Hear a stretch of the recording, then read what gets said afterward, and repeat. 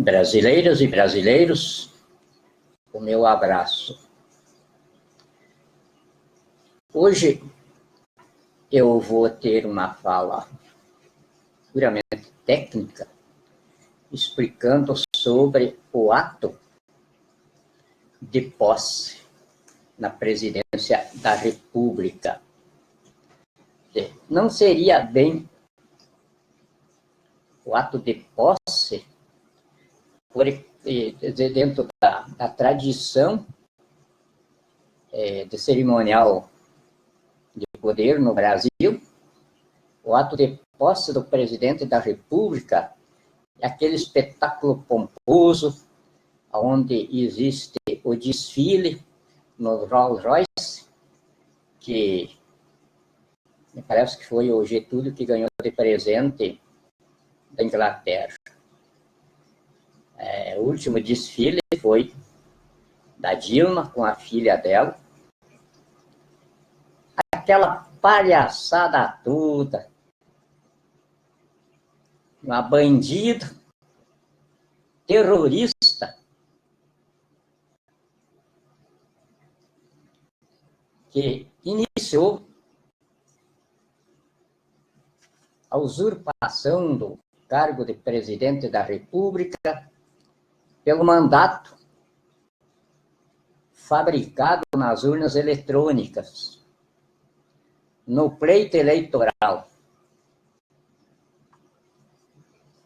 instalado e promovido pelo Foro de São Paulo, com o terrorismo, o Instituto Lula, José Dias Toffoli e a Procuradoria-Geral da República.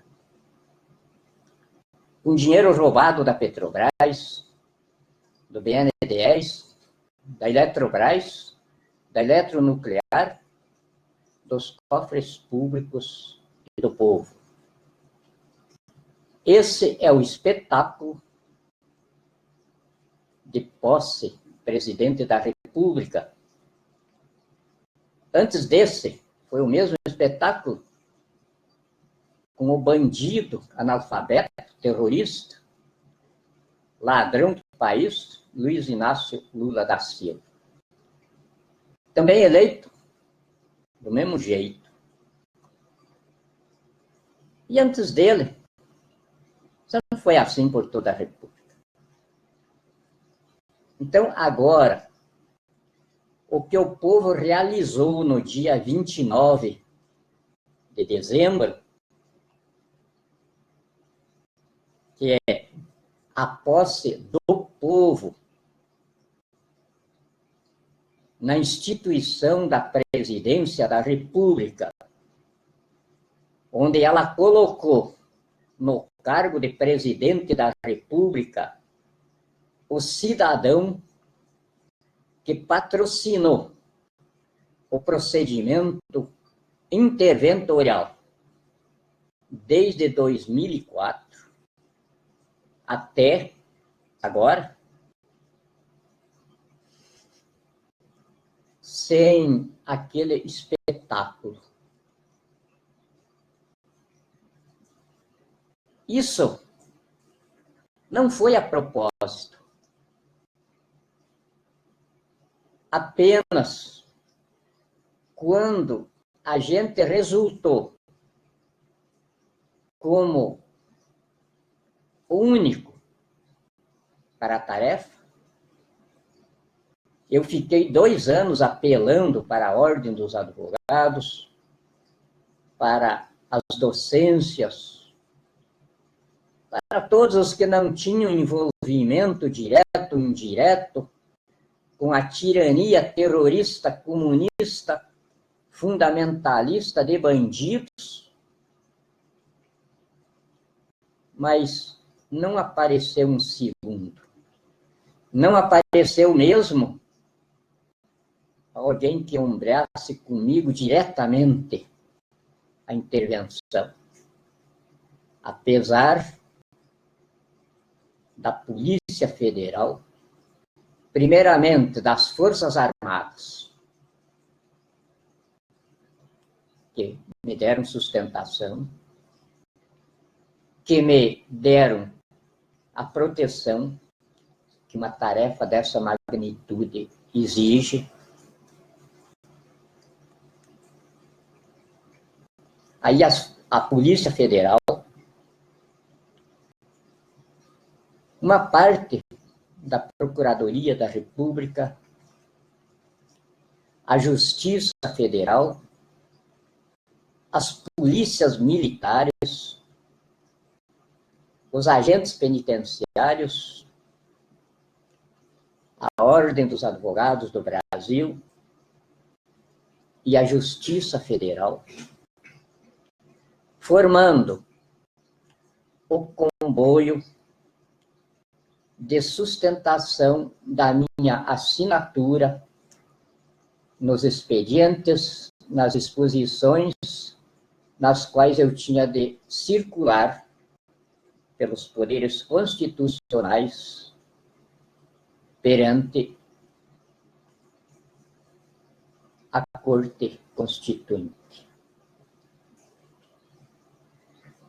Então, o encerramento do procedimento, ou seja, do processo interventorial, que a Constituição estabelece para ser forense, foro de soberania, sede de processo histórico.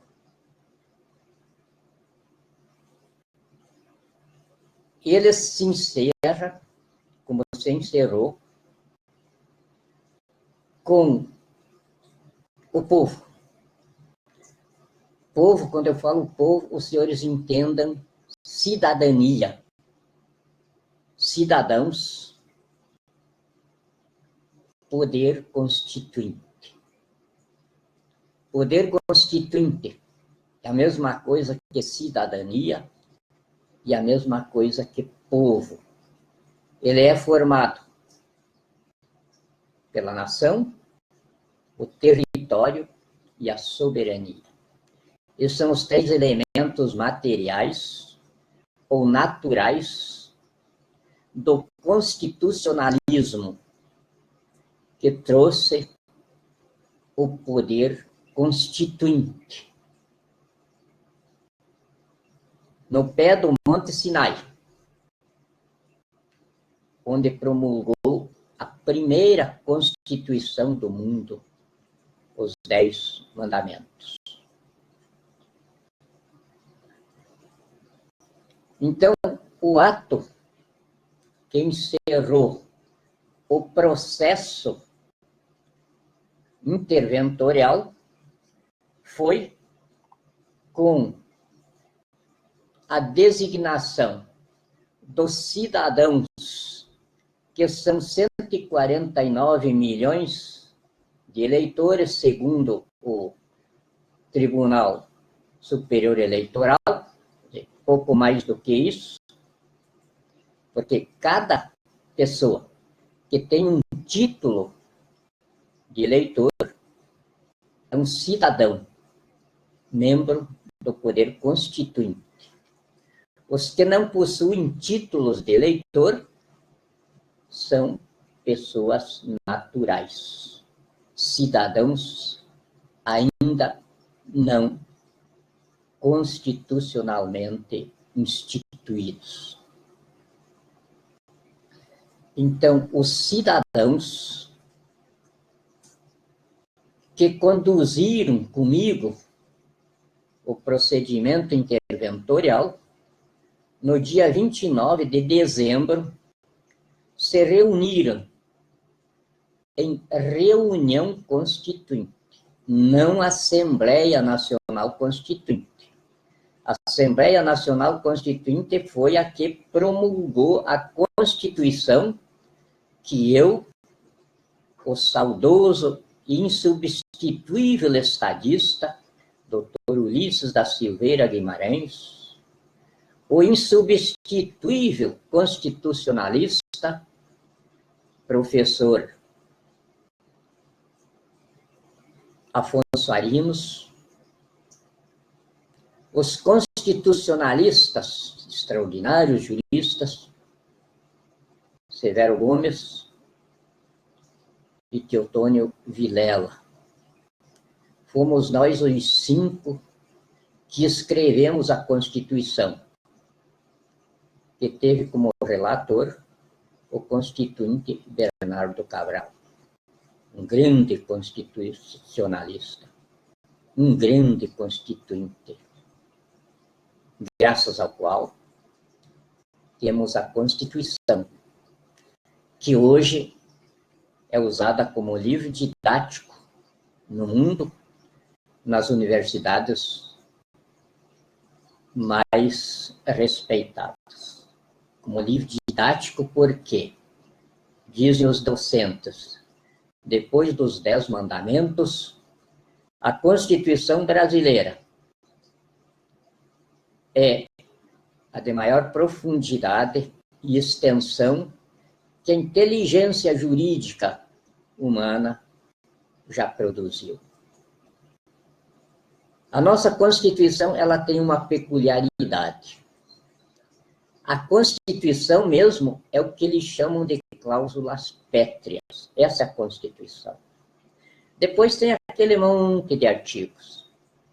Aquilo nós fizemos porque tínhamos de absorver as chamadas esquerdas, ou seja, os baderneiros, composto pelos partidos que se diziam comunistas, o PT, essa partida arada imaginativista, composta de analfabetos, mas principalmente de vadios e marginais. Nós tínhamos de absorver isso aí porque eles faziam parte da Assembleia Nacional Constituinte.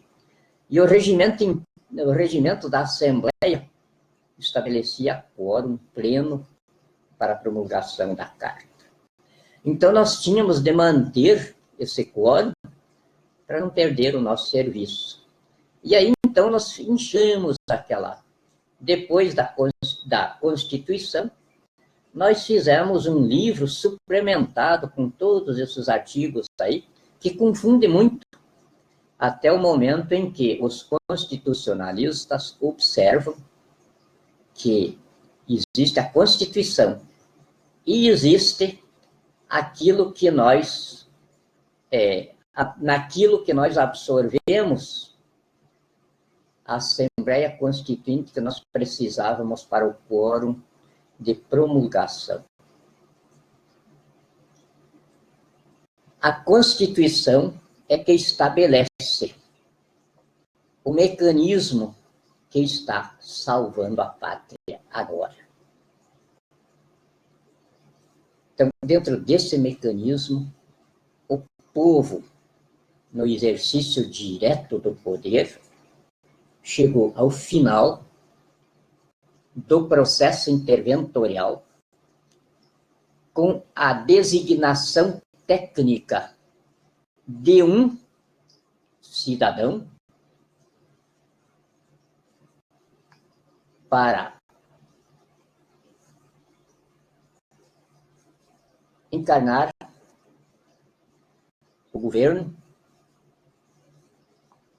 o Comando Supremo e a Autoridade Suprema das Forças Armadas e a magistratura do Estado.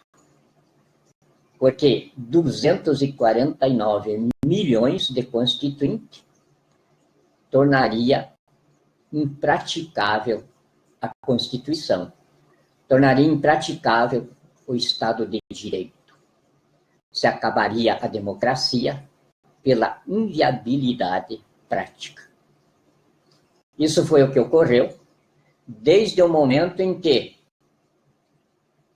rompeu o Estado democrático de direito na fusão do voto com a bala, no mandato patentes de presidente da República, quando a Polícia Federal mostrou para a nação e perante o Superior Tribunal Eleitoral, ação que foi promovida pela própria bandidagem, que não tinha ocorrido eleições, mas sim uma tomada de poder pelo Foro de São Paulo, com o terrorismo islâmico, o Instituto Lula, José Dias Toffoli e a Procuradoria-Geral Eleitoral. Uma prova tão vibrante que o ministro Hermas Brandão disse para a história: participo do velório, mas não sou coveiro de prova viva. Prova viva quer dizer a prova que está no corpo de delito do país, que não tem como esconder, não precisa de levantamentos policiais, não precisa de acusação, ela está vibrante no estado decadencial da civilização. E Gilmar Mendes completou esse momento para a história, dizendo: não há mandato para ser cassado, mas é uma quadrilha de bandidos assaltando a instituição da presidência da República. Evidente que ele disse isso em várias etapas. Na primeira, ele disse: o Brasil está sem presidente da República. Depois, se referindo ao processo, ele repetiu: não há mandato. Mas se houver, eu vou caçar a Dilma. E foi ele que disse: transformaram a democracia numa cleptocracia e o país num sindicato de ladrões. A corrupção se generalizou e eles têm tanto dinheiro que permanecerão no poder até 2030. É o projeto de poder que eles têm. E o projeto de poder que eles tinham era o projeto de poder do PT de comunizar o Brasil em 22 anos, que Lula instaurou em 2003. Essa instauração tipificou um golpe de Estado terrorista contra a Constituição. Desde esse momento, o Brasil ficou dirigido por uma corja de bandidos, ladrões, analfabetos, vagabundos, terroristas,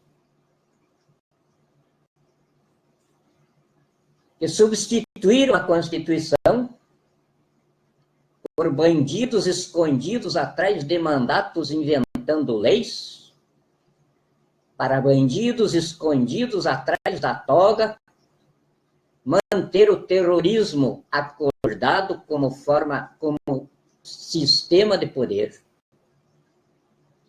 E o roubo e a corrupção como forma de governo, alicerçado sobre o apodrecimento moral da civilização. No melhor ensino gramscista que já vingou no mundo. E dizem os cientistas de educação que vingou com tamanho vigor aqui, porque só aqui o gramscismo teve o modelo. Luiz Inácio Lula da Silva, sem nenhuma boa qualidade ou sem nenhuma qualidade suportável, mas com todas as más qualidades e com todas as índoles réprovas do ser humano, feito magistrado supremo da nação, dizendo aos jovens, dizendo aos doutores, dizendo aos magistrados, dizendo à intelectualidade: livro-me da azia, por isso eu não estudei. Uma nação feita pela propaganda para consumir, é claro que não podia resultar noutra coisa a não ser nessa geração de alienados que resultou na população de 30 anos para menos. E é com essa população que eles lotaram a vida pública do país, perseguindo as pessoas que ainda preservavam o cérebro, que ainda preservavam respeitabilidade. Levavam essas pessoas, e ainda levam, ao desespero por perseguição. Todos os dias, aqui no meu acampamento interventorial, eu recebo funcionários públicos me trazendo essa calamitosa situação.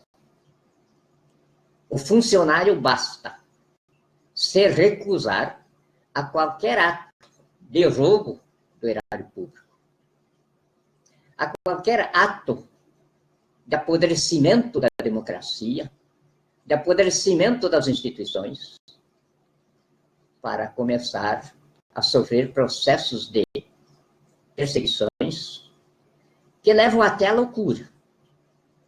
Nesta semana agora, eu tive 2 casos aqui de funcionários há 6 meses em tratamento psiquiátrico, porque não tem mais espaço onde estão lotados. Forçadas à aposentadoria por invalidez. Por quê? Se recusaram a assinar desvios de verbas públicas, roubo até de geladeiras. Esse é o gramscismo. E então temos de compreender os funcionários públicos são brasileiros em busca de sobrevivência, sobrevivência digna, que não é apenas um direito, é um dever constitucional. Artigo 1º, inciso 3º da Constituição, não estabelece a vida como patrimônio inalienável da humanidade brasileira. Estabelece a dignidade da pessoa humana. E a dignidade da pessoa humana pressupõe condição financeira para ter uma vida com qualidade. Então, os nossos funcionários públicos buscam isto. E aí eu entendo o desespero íntimo que passa pela consciência deles, desses que não foram colocados aí pela bandidagem do poder. Porque esses que foram colocados pela bandidagem do poder, e nós sabemos o número, e é extraordinário. Só a Dilma criou 50.000 serventias cartoriais de governo para abrigar vadios, vagabundos, analfabetos. E durante o período em que Lula e Dilma e Temer estão no poder, mais de 150.000 alojamentos de vadios. Imagina-se, então, quantos são? Esses não se confundem com o funcionário público. Esses vieram depois. Esses são analfabetos. Esses são os que apodreceram as instituições, os serviços públicos, e levaram o país à falência por causa do entravamento burocrático e dos custos do Estado.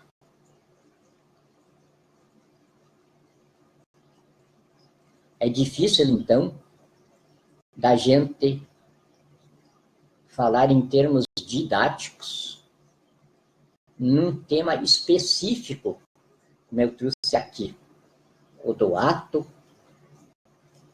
de cidadania do dia 29 de dezembro.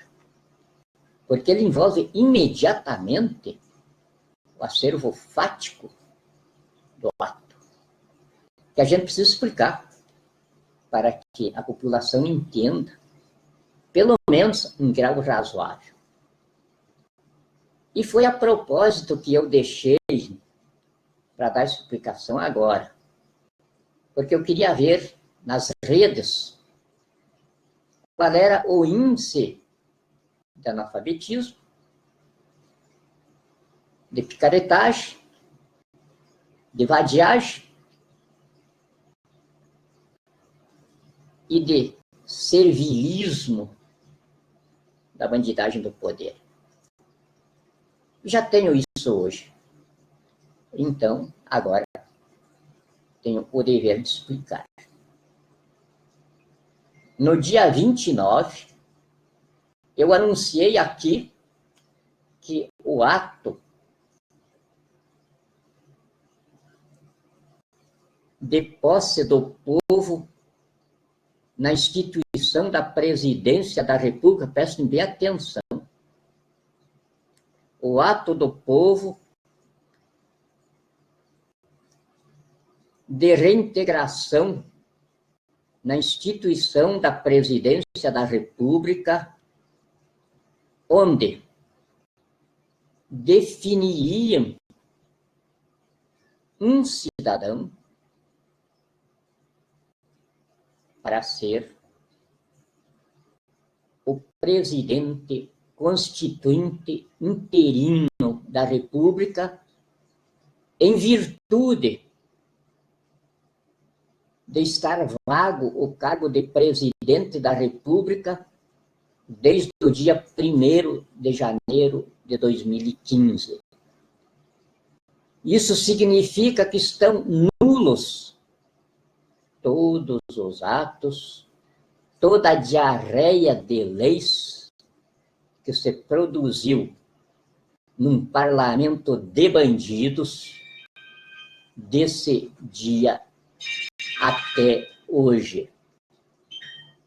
Então, nós precisamos solucionar essa situação, porque senão nós ficamos fora do contexto mundial dos povos. Ninguém pode investir aqui. Ninguém pode pensar num negócio aqui no Brasil. A não ser quadrilhas chinesas, que não se confundem com o povo chinês. A não ser corporações terroristas do fundamentalismo, que também não se confundem com o nobre povo árabe. Esses investem no Brasil com o interesse de se apossarem do Brasil, de transformarem o povo brasileiro em escravos. Esses não se comungam conosco.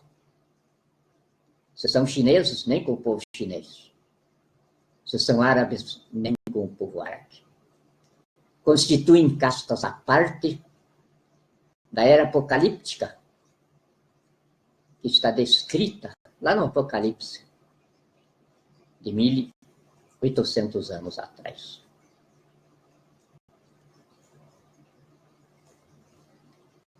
Aí o ato em que o povo instituiu no cargo constituinte interino de presidente da República. Foi levado para a praça pública já retido, porque nós tínhamos os nomes de todos os constituintes que conosco promovem a intervenção, a identificação de todos.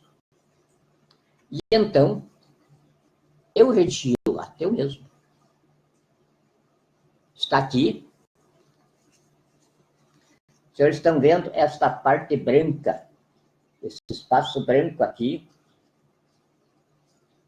Aqui é onde vai os protocolos, nesse espaço branco aí, é onde vai os protocolos do Supremo Tribunal Federal, em sua esfera de corte constituinte.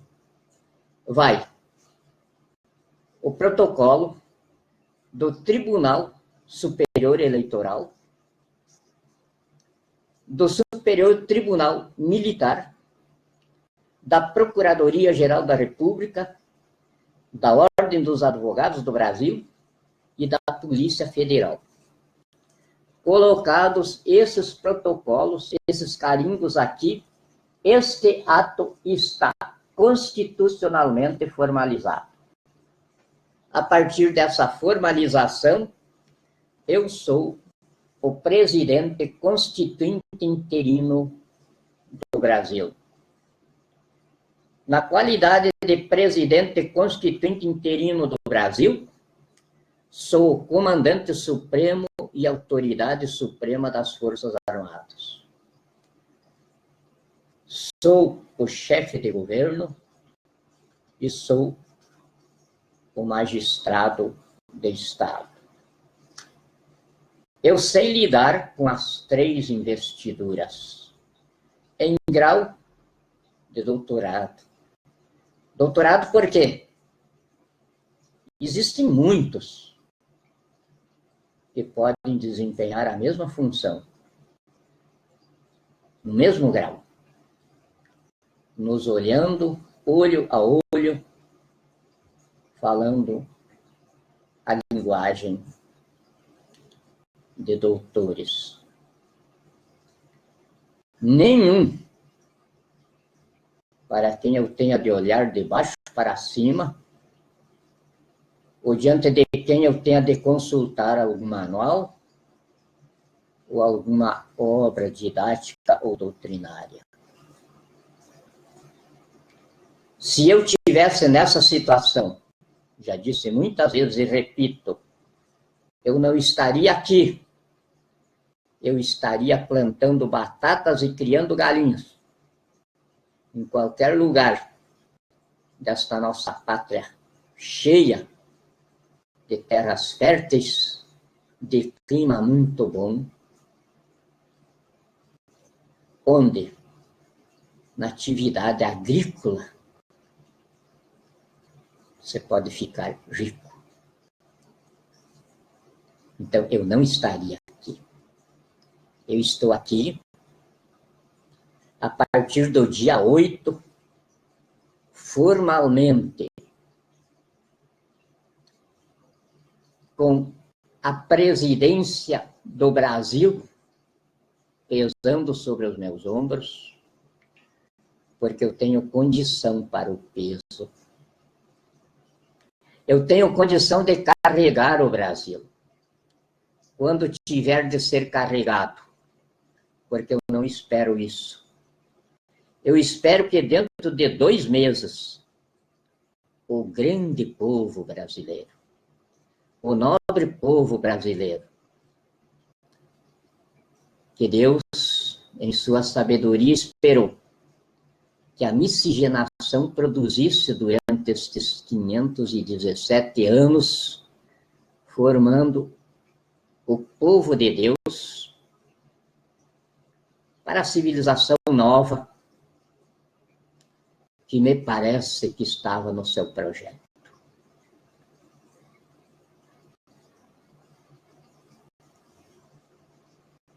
Mas até um lapso curto de tempo na história de um povo. Mas dentro dessas horas, em algum momento, eu sei que terei de carregar o Brasil nas costas. Mas tenho estatura e tenho estrutura para isso. Então, eu tinha dito aqui, na nossa prosa anterior, que no dia 6 eu ia fazer este protocolo. E no dia 7 começava o meu dia de trabalho. Eu não tinha olhado o calendário. Coisinha muito simples, mas de um significado extraordinário. Ocasionou uma porção de telefonemas para mim. Aí um advogado do Rio de Janeiro que me telefonou, escuta, o Supremo Tribunal Federal vai funcionar dia 6? Dia 6 termina o recesso. Mas dia 6 é sábado. Aí é que eu fui olhar o calendário. E, de fato, 6 é sábado, 7 é domingo. Então, eu vou protocolizar dia 8. Como funciona na parte da tarde, eu vou esperar para começar a segunda etapa, ou o primeiro dia da missão, no dia 9. Por sinal, um dia matematicamente muito promissor. Então, dia 9, todos estejam cobrando o início da minha apresentação para o trabalho, que a Constituição da República fixa por 10 dias. Se dentro de 10 dias eu não aparecer no trabalho, o povo terá de se reunir para designar outro. Mas eu prometo que não vou causar essa decepção. Dia 9, eu serei o comandante supremo e autoridade suprema das Forças Armadas. E eu não quero o general Vilas Boas no comando do Exército. O Brasil tem suas razões para isso. Muito obrigado.